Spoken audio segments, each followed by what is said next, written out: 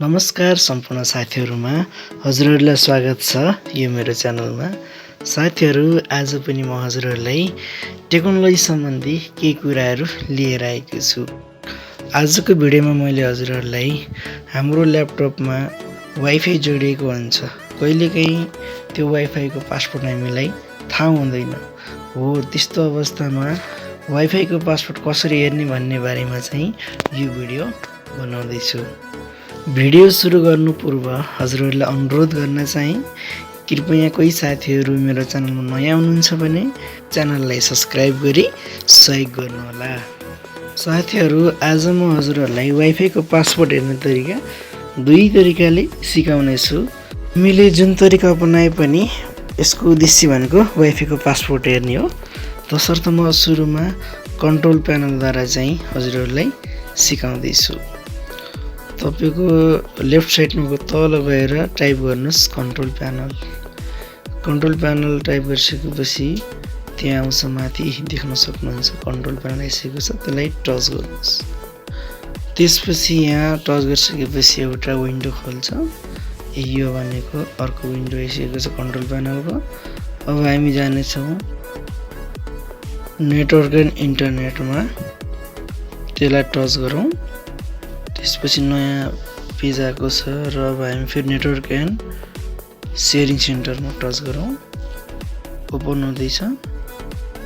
अब ओपन भइसकेको छ। अब हामी फेरि वाइफाई को सिग्नल भएकोमा टच गर्ने छौं। यहाँ हजुरले देख्न सक्नुहुन्छ नयाँ विन्डो आएको छ। अब फेरि हामी जाने छौं वायरलेस अप्सनमा, त्यसलाई टच गरौँ। अब नयाँ विन्डो आइसक्यो। त्यसपछि हामी सेक्युरिटीमा जाने छौं। यहाँ विभिन्न अप्सनहरु दिएको छ। हामीले नेटवर्क सेक्युरिटी की भएकोलाई चाहिँ हेर्ने छौं। यही नै हो हाम्रो पासवर्ड। यदि हामीले हेर्नु पर्यो भने तल सो क्यारेक्टरमा क्लिक गर्ने छौं। त्यसपछि हामीले त्यो पासवर्ड देख्छौं। यदि अहिले चाहिँ म यसलाई चेक गरिन, अनचेकमै राखे। अब हजुरलाई आवश्यक पर्छ त चेक गरेर हेर्नु होला र तपाईहरुले खोजेको वाइफाई को पासवर्ड यही हो।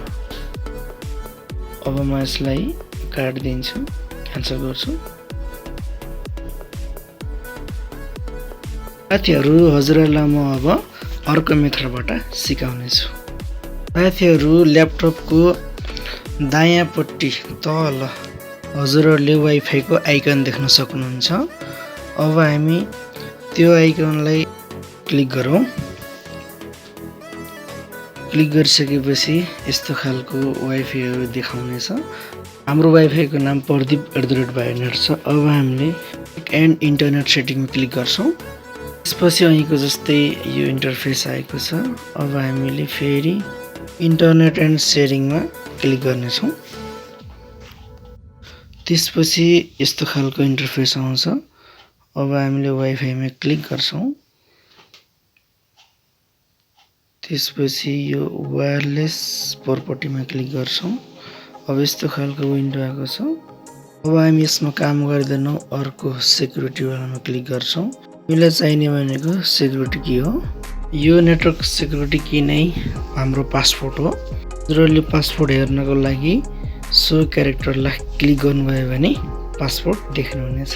तर मैले यहाँ क्यारेक्टर सोलाई चेक गर्ने भने पासवर्ड देखिन्छ, तर म हेर्दिन, बन्द गरे यसलाई। ओके, यही थियो आजको यो भिडियोको उद्देश्य। आशा छ हजुरले यो भिडियोबाट केही कुरा सिक्नुभयो। बस यति भन्दै बिदा हुन्छु। नमस्ते।